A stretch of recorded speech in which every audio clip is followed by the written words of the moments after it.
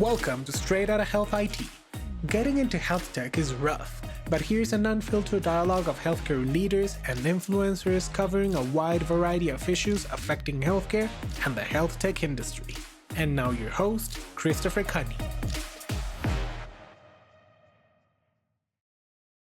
Hello, everyone, and welcome back to another episode of Straight Outta Health IT, where we dive into the bold, the brilliant, and sometimes broken intersection of healthcare and technology. I am your host, Christopher Cunny, and today I'm honored to have joining me a true leader in the field of assisted aging in place technologies, Dr. Jennifer Boger. I'm going to just at a very high level give you a little bit of her background, and I'll let her provide a lot more detail around that as well, because we really want to jump into the topic of today. Dr. Boger leads the Intelligent Technologies for Wellness and Independent Living Lab, where she and her team focus on designing intelligent technology to improve the safety, health, and independence of older adults and people with disabilities. She has a very, very deep and impressive background in this space, and I'm just so very happy to have her as a guest today on the podcast. Thank you so much, Dr. Boger, for joining me today.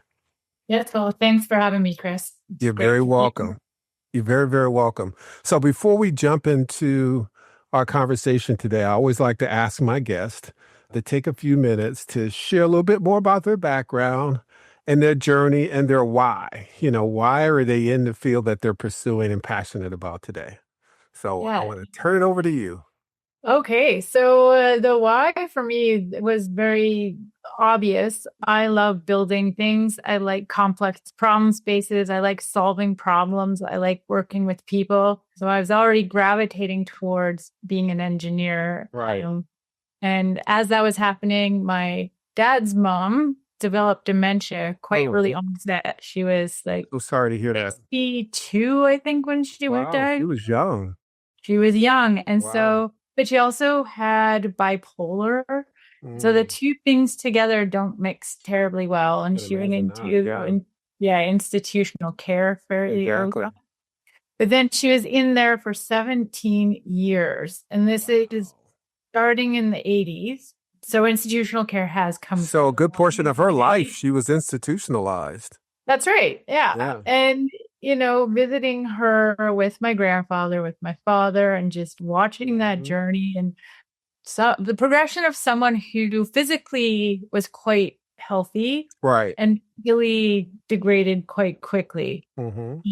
It really inspired me for we can and should do better. Absolutely. With aging. And then, of course, just, meeting all the people in my life who are aging. Yes, we all are, aren't we? We all are, right? The day we're born, we're aging. And just everyone's journey with that and how different it is depending on absolutely every variable that there is. Yet when it comes to things, especially healthcare, I'm looking at you, people are very much treated as a bag of vitals with all the context dissociated from all this content. Right. And so that means, a couple of things that I saw. One is the system doesn't really kick in until you're so sick that it gets summoned, if you will. That's right. Right. Yeah, and the system, once you're up the deep end, then it steps in. Yeah, absolutely. Yeah, to your point, the system really doesn't focus around the health side of it. It really focuses more on the care side, right? Once you are sick, how do you start to manage a person's condition prior to it becoming so episodic or so significant or serious that it requires this higher level of care? 100%. And to me, that's very puzzling because, first of all, from just purely a monetary factor. Right. And, and to be fair, I'm in a Canadian system, so taxpayers pay for the system. Yeah. But that provides a different lens of care where care is not a business. Rather, it's, your right to access care. But because if we funded, it means that the system is trying to save money rather than, because some people point to institutionalized care when it's a business. They want you to be accessing it as much as possible because exactly money off you, right? right. Like the U.S. healthcare system, quite honestly, unfortunately, most health systems don't make money unless they see patients, right? And so, not that I'm suggesting that they want you to be sick, but they don't make money unless you are, right? And 100%. right. And so, how do we change that narrative? Yes. And so then, the problem with the public system is that is often overwhelmed. So here in Canada, looking at publicly funded systems, they're always trying to optimize how much money do you kick at the system so it's functional to, and what constitutes functional, we could debate all day, right? That everyone can access it. But in that analysis, keeping people out of the system, of course, is the most cost-effective thing to do, usually, because once you're accessing acute care, it's often quite expensive. Right. Whereas a lot of preventative things are cheaper. So that's one thing that's a bit puzzling. Yeah. Why don't we focus? If we're actually caring about people, why aren't we doing that more? Because then number two is, of course, quality of life. Right? Yeah. And that I think that often gets very ignored is there's no way we can dollar value quality of life easily. So it's not part of the equation because it's difficult to put a number on it. So sort of down to it, ought that not be our primary goal, is to have everyone maximize quality of life. Absolutely. Whatever that means for them for as much as possible. If it's assisted care, like that to me, part of healthcare. Absolutely. And conversely, as you talked about the Canadian healthcare system and, the fact that it's kind of overwhelmed with patients, I think the same is true in terms of being overwhelmed with patients, but the challenge is the quality of care in the U.S. healthcare system because it's based on access and resources as well, too, and the quality of insurance that you have, whether it's, government funded or privately purchased insurance. We are still very much overwhelmed with patients.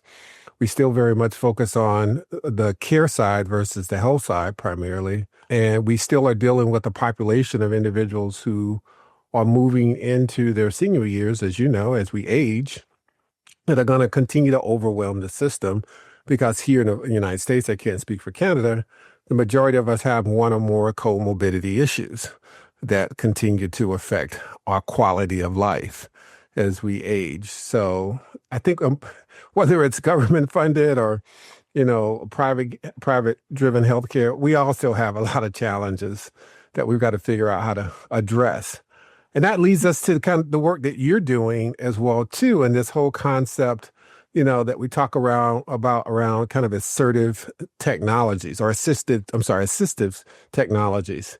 When you think about this concept of ambient zero effort technologies, right?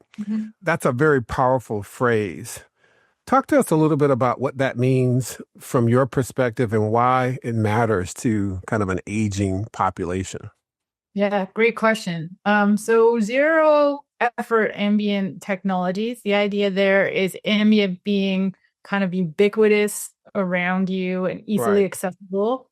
And zero effort being designed in a way where it's very intuitive to interact with them. So it's zero perceived effort. Obviously, I'd argue interacting with any technology, even a pencil, is not zero effort at all. Exactly. It doesn't feel necessarily effortful. Like it's not making you swear. Right. It's a good standard. And so whether you feel effort there or not. And this really stemmed from when I did my undergrad master's biomedical engineering. Okay. And I was the lab manager in Alex Mihalevedi's lab. I think you did that with him early. So he and I share a lot of perspectives. And in working at U of T and running that lab, it was in the Department of Occupational Therapy. Because of that, we got a lot of exposure to having computer scientists, life and healthcare, like occupational therapy, physiotherapy, as well as bioengineers, all in the same lab, all working together. And we also were very conscious about everything we designed, we tested with representatives from the population it's designed to support. Okay. So, for example, tech for dementia, we actually went out into the community and found people living with dementia to try it out, and even better, for hospital design it with us. And that experience, I moved a lot from how cool or how, avant-garde, cutting edge can we make this technology to what fits best with the people using it. How practical is it for their application, for their use, for their adoption of it? And I applaud you and your team for reaching out into that community and getting them to be a part of the development cycle. Because unfortunately, so many tech companies here in the U.S., I can again speak for, don't do that. They build the technology in many cases in silo, and they haven't really asked, the end user, whether it's the patient or the doctor or the care provider, what do you need and how do you want it to, from a UI UX perspective, to work for you? 100%. And even less so the patient or the older adult living in the community, right? Back to the idea of preventative, you have to get people on board before they are even accessing the system, as they are to make that sort of an impact. And so through that, I also became convinced, it's, again, like I said, about what is it people are trying to do and what's appropriate for their lived experience. Sure. Great example of that is I did my master's on this computer vision hand washing system that used AI to see where you were in the task and then provide prompts if you get stuck, intended for people moderate, severe level dementia. And this is back in a long time ago now, 2002, 2004. So this was very cutting edge for AI at the time. Oh, absolutely. Yeah, especially back then. Yes. And then, so I tested that with people living with dementia. And as I watched them hand wash, which was mostly in an institutional setting. Sure. You saw the single lever tap over top of the faucet where you flap or swing side to side. What I was noticing is a lot of people were grabbing the spigot, like where the water comes out, rather than the lever, right? Because vision problems, confusion, what have you. Then we ran another study looking at different faucet designs, and lo and behold, the one that works the best is where you have two little paddles on either side, and it works for everyone. Because that one, is recognizable. Everyone's growing up with that in their home. And you can see, it gives you implicit feedback about which one's on and by how much. If you have arthritis, you can still use it, all the things. Sure. And so that is a great example of if someone can't get through the task because they're not recognizing the tool or it's hard for them to use. Right. What would you prefer to do? Buy a $3,000 computer vision system that has to be updated and maintained and all the things, or go to Home Depot and get a $30 faucet and use that most people with basic DIY experience can spot down there, know how to operate. Right. And now maybe and it doesn't, just like any other tech, that's not going to be the solution for everyone. That's right.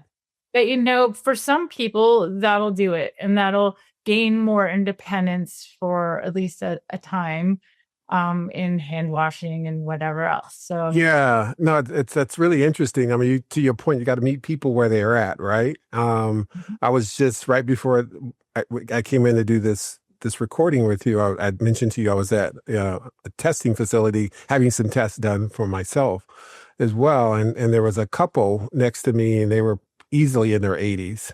And both had smartphones. One had an Android, one had a Apple device, and they saw me with my device. I have an Android, and I have one of the flip phones, and the lady was very fascinated with it. What kind of device was that? She was asking me. So obviously I was excited to share it with her, and the guy was an Android guy. And so it was really interesting that he was very, very versed and very comfortable with an Android device. She was very comfortable with an Apple device, and yet they both are in their senior years and probably are using these technologies in a multitude of ways, including in some way to help manage their health. And so, to your point, we've got to make sure we understand what the different nuances is for people. Some people are Apple people, some people are Android, but maybe some people are other, versions of technologies. And we were talking about the reason why I have the device I have because of the wide screen. It helps with my vision. I have big hands. It helps with my typing. And she was also saying, yeah, I don't like those small keyboards because it's hard for me to see and things of that nature. So it's, just kind of basic UI, UX functionality. I think sometimes we do over architect technology at times because we do want it to be cool and sexy and all. And when people who are aging, they just want something simple and easy and intuitive and doesn't require a lot of effort to figure out how to leverage. Otherwise, they won't use it. 100%. And, that's the key too, is allowing people, whoever they are, right, to be able to customize their device to suit them. That's right. And having, the more basic as the default, and then evolving to more complicated seems to me the way to go, because then if you're looking for advanced features, you're more motivated and you're probably how to get to those. Whereas, and that way you can level up. Right, exactly. Well, and being a technologist myself, and I enjoy kind of cool and slick new technologies, but I even find myself at times like, I just need this thing to be very simple. Just give me 3 buttons, no more than that, or 3 things I need to wait in that to get to what I need. Otherwise, I'm not going to use it.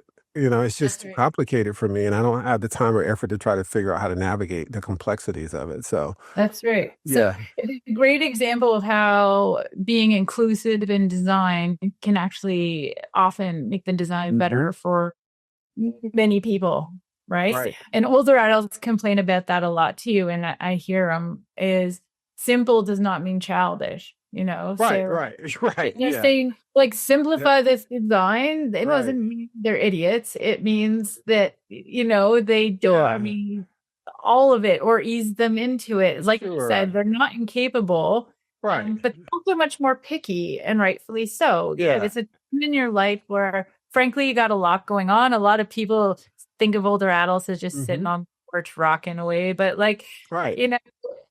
often you do have a lot of comorbidities to manage, and I have arthritis, I have dementia, I have, I don't know, other diseases that make it difficult for me to have challenges with motor functions.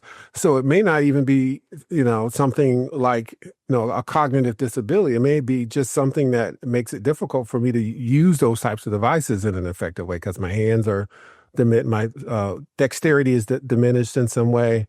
Or, I might be blind, for example, so all those things I think we have to take into account. I did want to shift gears a little bit, the kind of the privacy and security aspects of these technologies now. I think especially we as older adults too are very concerned about who has access to my information. Who can get access to my information? Is it protected? Is it secured? Who's it being shared with? How do we, give me your thoughts on, how we're approaching that today, what you're doing as in your design of technologies, and, what do you think we need to do a better job at in some cases when it comes to respecting people's privacy and anonymity around these technologies? That's a wonderful question, which I think applies to the entire human population, right? And it's one of those, what will benefit this one, I think will benefit everyone. Starting with transparency and the ability to make choices that are presented to users in a way that they can understand and action on. So that's something I think it's difficult with any tech. It's understanding what data is being collected and what's being used. And, usually that will be stated, but often it's in that big legal document, as we know that everyone through and clicks accept, because who's got the time or ability to read it? I do know some people. And I guess, too, I would ask, just to interrupt you just a second, is that almost purposely done, that they create this kind of legal jargon that's so long and convoluted that they know you're not going to read it, in detail. So you're just going to skim down to the bottom where the signature is and hope that what they're asking me for is not going to sign my life away. But in some cases, you just sign it. Yeah, exactly. And I think there's some opportunity there as well. Why does it have to be as complicated or convoluted, such that it couldn't be a couple sentences that help me understand what are you asking me to do here, and what rights am I maintaining, and what, quite honestly, what rights am I being, what rights am I giving away? Right. And there's been a lot of talk about this as to, is it appropriate to have a sort of summary at the top, a bit like on a food label, where it's, giving you the key considerations around where you lie in terms of those. And then they have all that legal bit, because that is important for companies to protect themselves against lawsuits and the other thing. So lawyers would certainly argue that's necessary. Some people feel it's done on purpose to be, opaque. I know some people who use AI to actually, like, they'll copy paste all that text and use AI to summarize it and ask, like, what are some key things that pop or maybe of concern, right? But to the point, because people are doing that, it would behoove companies to do that themselves so that they can get represented correctly to users. That's right. And it put me as an end user, quite honestly, a little bit more at ease that you're not trying to take advantage of me if I use this technology, and I'm liable to be more receptive in adopting it than more apprehensive because I'm concerned, where is my information going? 100%. 100%. Though that said, basically, if you're interacting with the internet, your data is being recorded in some way, right? Like, so it's also just becoming kind of the new way of the world. I think what's problematic is increasingly you're either in it or you're not. Right. Whether you accept the whole shebang with all the risks that go with it, or you basically go off the grid.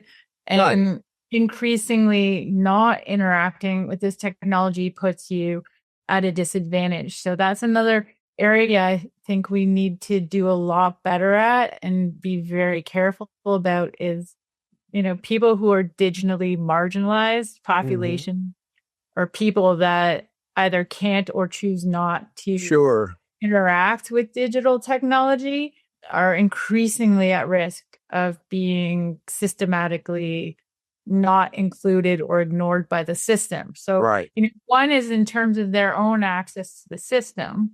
But when you put AI into the mix, that also means you're increasingly at risk of not being even represented by the system. Well, that's just it too. I mean, am I almost to by default being forced to give away some rights in order for my information to be included in the data mix of all the information that's being collected as well too? Because if I say no, I don't want to share that information with someone, then AI won't potentially have access to it, or individuals won't potentially have access to it that can help make decisions about my treatment. And so I think it's a double-edged sword, quite honestly. It is. And increasingly too, thinking about training data for people, right? So a system that runs AI at the moment can only make decisions about data it's seen before, basically, right? And the more data it sees about something, the more it kind of triages that in importance.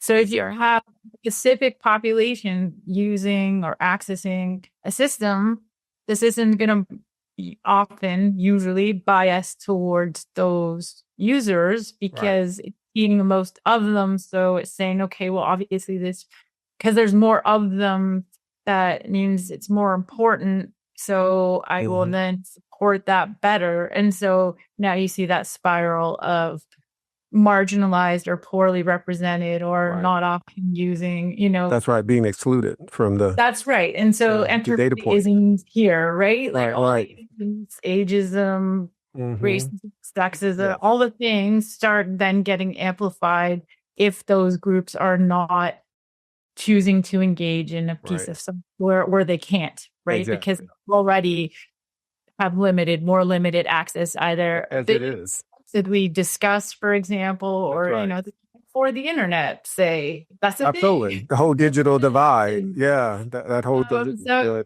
it's a big thing, and I think again, we downplay things like that because those stakeholders are not at the table, because they're not native users of the tech, right? And so again, we're excluding the people who are already excluded still further. So I know there's a lot out there on this topic, but I think it's very, very important one, because we have to consciously, as developers, we have to consciously think of ways of being more inclusive. And some people are postulating, generating the data sets, which there's some merit if you have already robust data to train from. But as I know you know this, but like every time you imagine what it's like to be another type of person, you can get some of it right, but you never get even. You can't walk. Yeah, you can't walk completely in someone's life, because it is what it is, and which really, quite honestly, means we got to make sure that we have representation across the board. In the development of this information, getting their insights, and being a part of that process of creating these technologies that are going to support a broader community as well. I did want to shift a little bit of gears up, but still stay kind of close to this subject and talk about kind of this emergence of what's called considerate AI. As the healthcare landscape is undergoing this, kind of profound transformation that's happening, and artificial intelligence is now a mainstay in the use and clinical workflow and decision processes and patient care.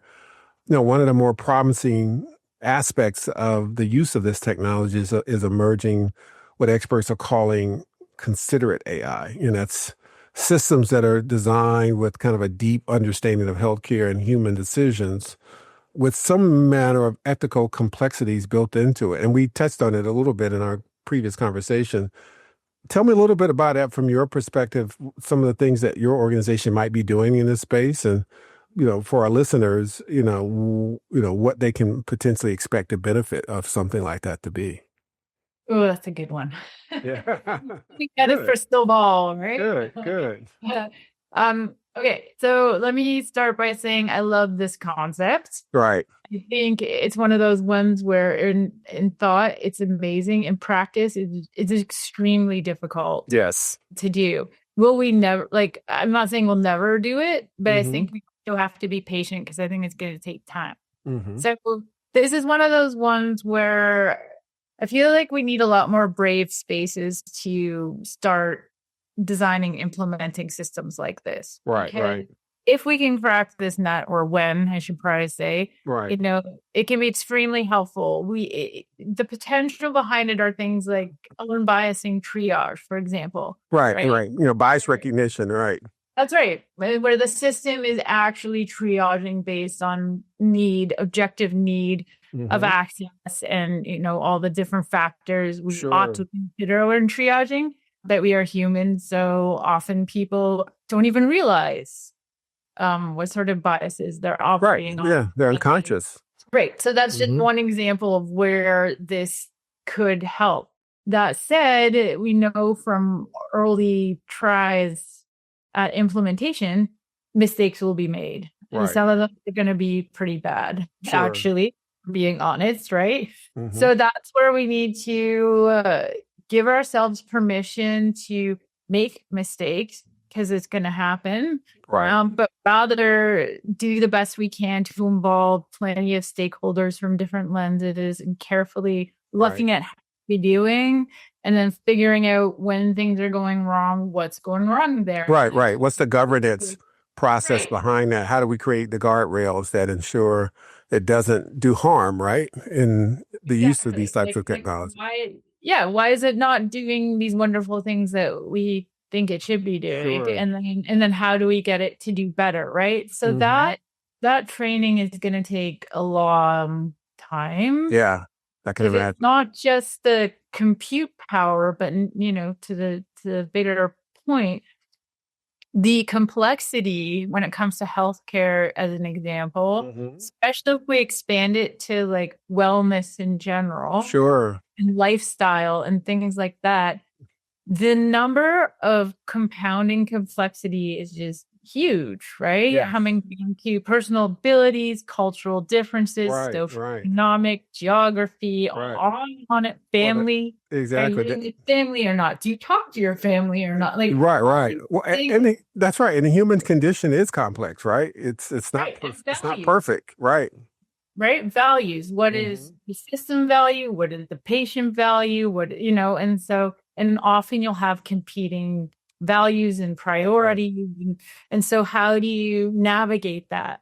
Right. Absolutely. I think a really nice way we can start implementing that type of AI use, considering compassionate AI use, is with extreme transparency, where the AI is truly acting as kind of a key decision points. It's asking stakeholders thought-provoking questions where they can have discussions and then kind of feedback to AI what the decision is. And in that way, it's a very collaborative building experience. Yeah. And I think conversely also, how could you use this technology to actually evaluate humans' decisions about the delivery of care as well? Why did you challenging it or evaluating, why did you treat this patient this way and another patient a different way, given the fact that they had the same potential illness?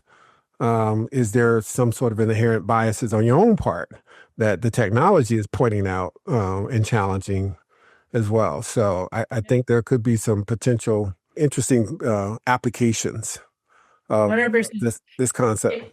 And what an interesting design challenge, right? Yeah. It's like, how do we question people on their decision making are not offensive or don't shut them down, but rather get them to reflect? Things like, when do you ask the person a question like that? Right. But we all know, like, as humans, if you have a sensitive question to ask someone, you usually take stock of, is now a good time, right? Right. Or why did you use those terms with this person and use a different set of, terms with another group? Was that based on cultural differences? Was that based on your own personal biases? I think there's so many different ways you could go down this rabbit hole, right? And try to figure out, are there certain things that technology can hold us as human beings accountable for? 100%. It's a mirror for ourselves, right? Yeah. Like almost like a moral, if you will, mirror is the way we can do it. And I know this is something that a lot of people are asking for of AI systems in general. A lot of the systems out there are very, wow, aren't you great? Look at you. You're doing awesome. Let me help you make it awesomer. Wow, now you're super awesome. And a lot of people, actually, when I'm using AI, I want it to push back. I'm using it as like, here's my first thought on a topic. Can you please poke some holes or present to me perspectives that I may not have considered, because I'm clearly exploring this area. And it's, if you just tell me how awesome I am, then wow, that's a bit of a problem. But conversely, to your point, if we use AI as this way to, hey, did you think of that? Or did you know this? Or what have you?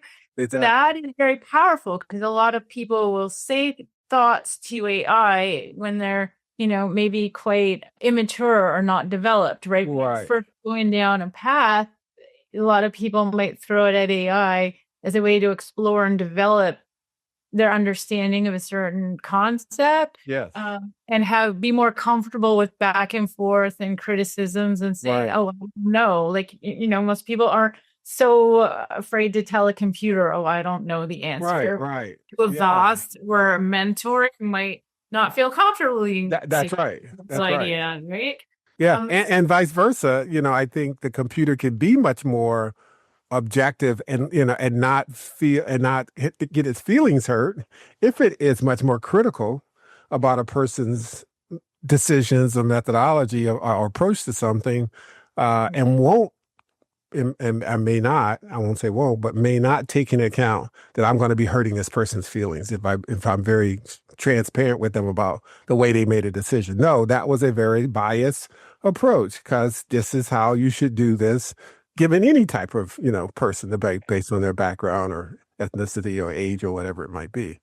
So, and if we want to extend to a perfect world as well, AI will have more objective knowledge of the whole domain that a human may not, because they themselves may have just either they're very biased in one direction, or they may just be ignorant of other, aspects that exist. So in a perfect world, AI that's right.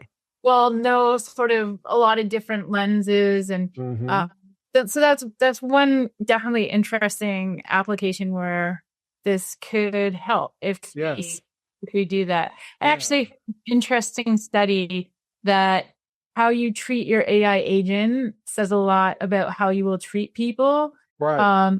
So if you tend to like yell and swear at your AI agent, then you're more likely to do so to humans. But moreover, if you're chronically being rude to your AI agent, you sway your human interaction behavior to being more rude. That's right. That's right. And I know there were some recent studies that were also done that showed that the AI chatbot in some cases showed more sympathy to the patient than the human being when it communicated with them as well too. So it's really interesting to see that dynamic occur. Now, I don't know if that's anecdotal data or there's more studies being done, but there was a recent report, I think it was in the New England Journal of Medicine, that talked about that as well too. We could talk for the next hour about, a whole sorts of applications associated with this and what's happening in age tech and how the industry is being transformed, potentially being transformed. So I'll ask kind of the final question for you. Two questions, actually. One is more of an open-ended question, and that is, looking ahead at all the future advancements in health IT, what do you see making kind of the biggest impact on independent living? Probably it'll be the ability to access a lot of this technology through natural language. That's going to really change a lot just because of how much more ubiquitous, pervasive, all over the place tech is, right? But also how natural conversation is for people as an interface, being able to speak. Will that be good for everyone? Obviously not. But that's going to be more accessible as a day-to-day support technology, can be as a companion type agent that can also do things for you. I like that. Again, that's just one piece. Like there's a lot of bits that go along with that. Of course. Equitable access and right. Another big one is training on older adult voices so that it actually understands. Like if you have a stroke, for example, being able to interpret. It's right. So there's a lot of steps that have to be made there. But the other thing too, of course, is being inclusive in our development of tech, because right now older adults are a relatively untapped market. Yes.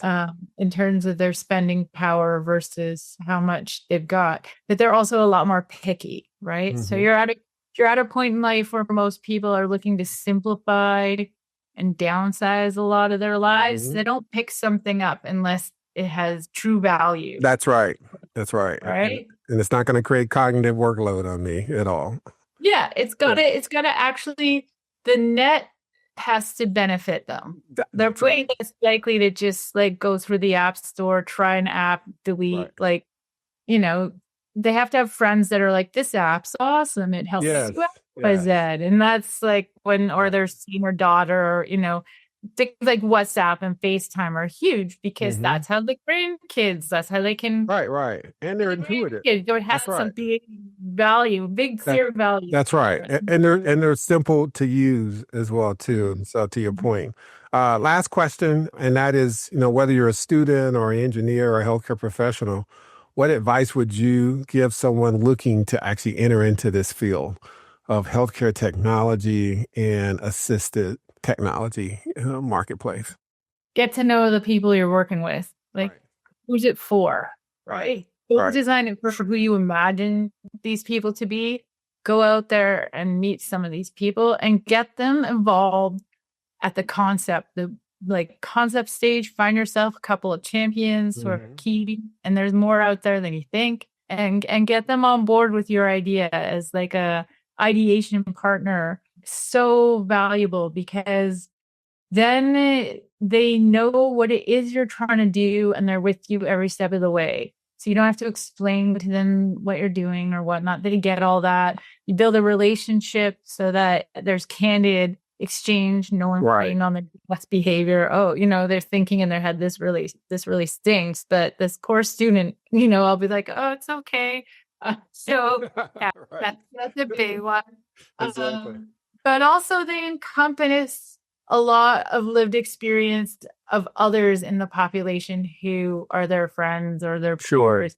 So they have their own lived experience, but they're also much closer to the realities of other people who are similar to them. Certainly, again, someone in their 20s usually is. Makes sense. Great advice. Well, we're going to leave it there. Thank you so much, Dr. Jennifer Boger, for your commentary and insights on this very important topic. If someone wanted to reach out to you to learn more about what the work that you're doing in this space or had follow-up questions, what's the best way for them to connect? LinkedIn. Yeah. Okay. All right. So just full name, Jennifer Boger? Yeah, Dr. Jennifer Boger, and I ought to pop up in there. The link, I think, is J. Boger, I believe. Okay. But if you look up my name, I'll come up. It sounds good. Well, again, thank you so much for sharing your incredible insights and thoughtful approach to this technology, and more important, your heart behind the work and the advocacy that you're doing to make sure that we develop these technologies and implement them the right way as well. So to our listeners, thank you again for tuning in on Straight Outta Health IT. If today's episode sparked something of interest to you, don't forget to follow and share and subscribe to the program to your friends, families, people even you don't like. Share it with them. We can all benefit from Dr. Boger's insights and perspective as well. So until next time, stay curious, stay connected, and stay straight out of health IT. Take care. See you on the other side. Thank you so much for listening to Straight Outta Health IT. We hope you enjoyed today's guest. For more unfiltered dialogue of healthcare leaders and influencers, be sure to tune in next week. For the show notes, transcripts, and resources, please visit Apple Podcasts, Spotify, or your favorite streaming platform. We invite you to give us feedback by reaching out to Christopher Cuddy on LinkedIn, just searching for Straight Outta Health IT, and you'll find us. We are constantly having live discussions about diverse topics in the industry.